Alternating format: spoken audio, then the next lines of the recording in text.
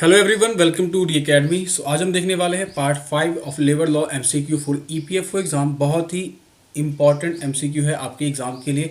Labour law का weightage काफ़ी ज़्यादा है आपके ईपीएफओ एग्जाम के लिए, तो सारे क्वेश्चन को आपको बहुत ही ध्यान से देखना है, समझ के करना है सारे क्वेश्चन को।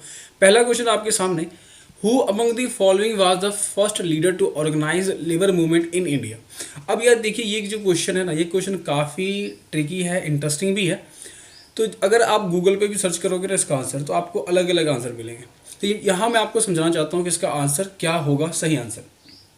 देखिए, यहाँ पे लिखा हुआ है कि लेबर मूवमेंट को किसने पहले ऑर्गेनाइज किया।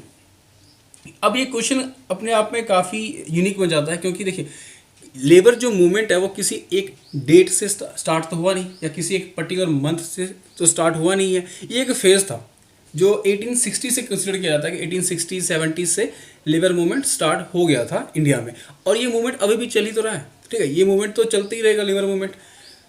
तो 1860-70 से देखा जाए तो इस ऑप्शन के हिसाब से अगर आप क्वेश्चन को सॉल्व करो, तो यहाँ जो करेक्ट ऑप्शन होगा वो होगा ऑप्शन सी, एन.एम. लोखंडे। तो एन.एम. लोखंडे जिन्होंने इंडिया में पहला बॉम्बे मिल हैंड एसोसिएशन, पहला जो आप कह सकते हो ट्रेड यूनियन बनाया था, तो इसीलिए एन.एम. लोखंडे को यहाँ पे कंसिडर किया जाता है first leader to organise labour movement in India. अब देखो, एन.एम. लोखंडे ने जो बॉम्बे मिल हैंड एसोसिएशन बनाया था वो बनाया था 1898 में। तो 1898 से पहले भी एक बहुत बड़ी डेवलपमेंट हुई थी इंडिया में। तो अगर ऑप्शन में आपके आ जाए एस.एस. बंगाली, सरोबजी बंगाली, तो आपको हमेशा याद रखना है कि आपको सरोबजी बंगाली को ही टिक करके आना है, क्योंकि उन्हीं के एफर्ट से 1881 में ही फर्स्ट फैक्ट्री एक्ट जो था वो स्टार्ट हो गया था, वो इनेक्ट हो गया था इंडिया में। तो अगर आपके ऑप्शन में एस.एस. बंगाली है तो आप एस.एस. बंगाली को टिक करोगे। अगर आपके ऑप्शंस में यहाँ एन.एम. लोखंडे है तो आप एन.एम. लोखंडे को टिक करोगे।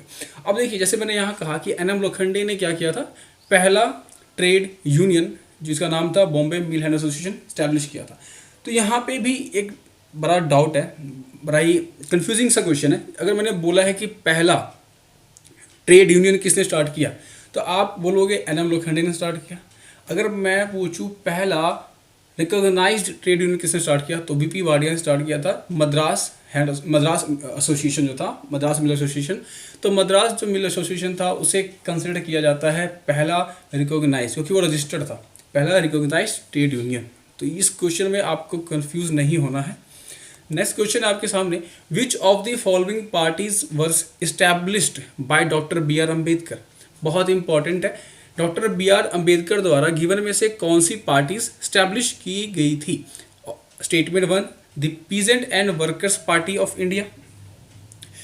Statement 2, all India schedule caste federation. Statement 3, the independent labour party. तो बहुत ही अच्छा क्वेश्चन है ये भी।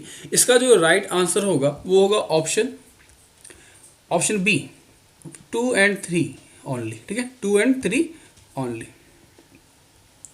देखिए, पहला जो था peasant and worker party of India, इनके जो फाउंडर थे उनका नाम भी इतना इंपॉर्टेंट नहीं है, इसलिए मैं चाहता भी नहीं कि आप कुछ एक्स्ट्रा याद करना पड़े। ये आपके एग्जाम के लिए इंपॉर्टेंट है भी नहीं, क्योंकि इनके फाउंडर इतने फेमस है भी नहीं। जो सेकंड और थर्ड है, ये आपको याद रखना है कि ये डॉक्टर बी आर अम्बेडकर द्वारा स्टार्ट किया गया था। और डॉक्टर बी आर अम्बेडकर जो थे वो जो असेंबली में गए थे वो इंडिपेंडेंट लेबर पार्टी के थ्रू ही गए थे। इसी पार्टी के से वो आप कह सकते हो इलेक्ट होके गए थे। आपसे मैं यहाँ एक क्वेश्चन पूछूंगा कि जो डॉक्टर बी आर अम्बेडकर थे वो तो इंडिपेंडेंट लेबर पार्टी से गए थे असेंबली में, उनका जो आप कह सकते हो होम टाउन था, वहाँ से वो इलेक्ट नहीं हुए थे। तो आपको आंसर बताना है कि किस कंस्टिट्यूएंसी से doctor B R Ambedkar elect होके असेंबली गए थे। ठीक है, बहुत ही अच्छा क्वेश्चन है, गूगल पे सर्च जरूर करना, इसका आंसर कमेंट बॉक्स में भी जरूर लिखेगा। थर्ड क्वेश्चन है, Vishakha guidelines of the supreme court of India are related to. ये भी बहुत अच्छा क्वेश्चन है। Option A, child labour. Option B, commercial coal auction. Option C, girl primary education. या option D, sexual harassment in work place.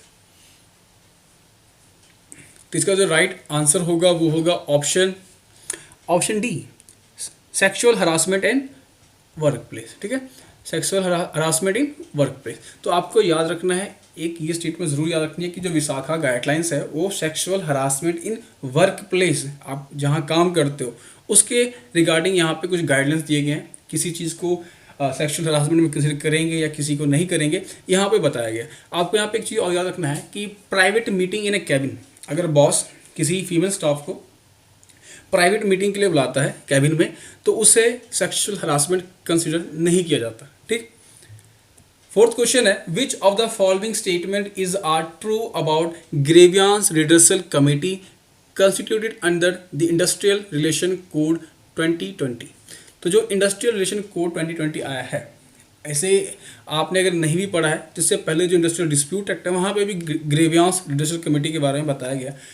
तो grievance redressal committee के बारे में बताना है कि में से कौन से स्टेटमेंट सही है। ठीक है, which of the following statements are correct. First statement है, the representative of the workers in the committee should be more than the representatives of the employers. क्या यह बात सही है कि जो वर्कर्स होंगे उनका रिप्रेजेंटेशन ज़्यादा होगा एम्प्लॉयर से?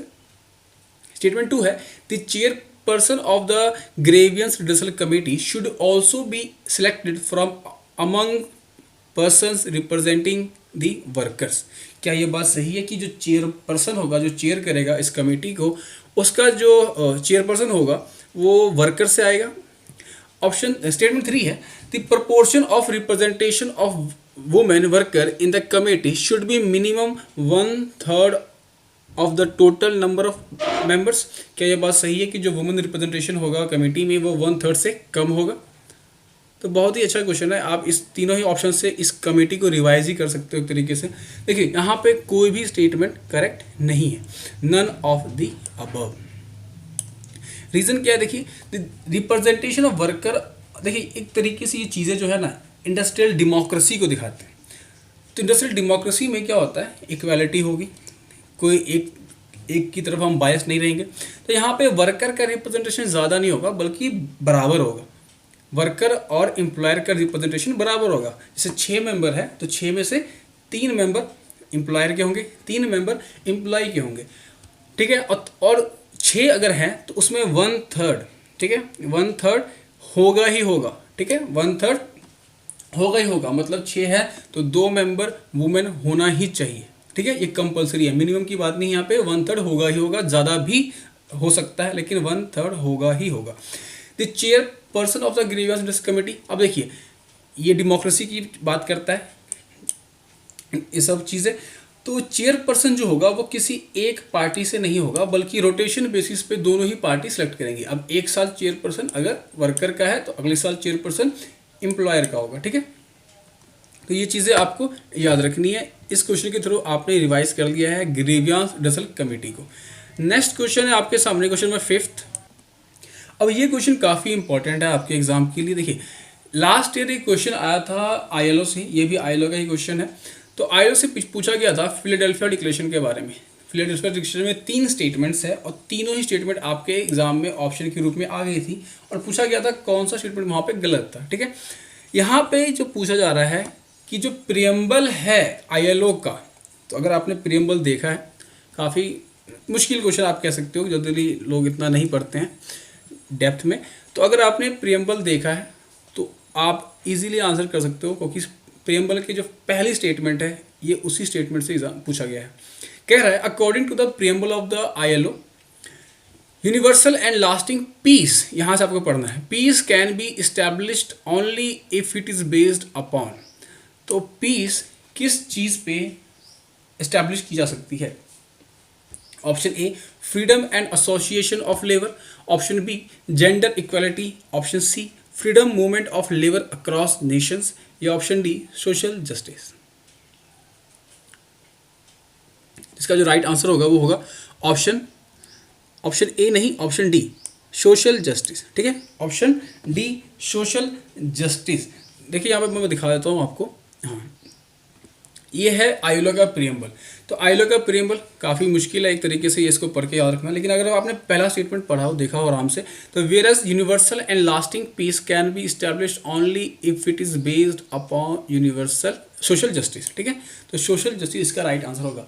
लेकिन देखिए, अगर आपने मेरा आयोला वाला वीडियो देखा होगा तो मैंने वहाँ पे आयोला का जो इंट्रोडक्शन था उसी में मैंने लिखवा दिया था कि इसका जो मैंडेट है, इसका जो मैंडेट है वो क्या है, सोशल एंड इकोनॉमिकल जस्टिस। इसका आंसर आप वैसे भी कर सकते थे। ठीक है, तो ये थे आज के 5 इंपॉर्टेंट एमसीक्यू आपके ईपीएफओ एग्ज़ाम के लिए। अगर आपको ये वीडियो पसंद आई है तो वीडियो को लाइक कर सकते हो, चैनल को सब्सक्राइब कर सकते हो, और इस वीडियो की पीडीएफ आप ले सकते हो री अकेडमी के ऑफिशियल टेलीग्राम चैनल पे। ठीक है, तब तक के लिए ख्याल रखिए, स्वस्थ रहिए, थैंक यू।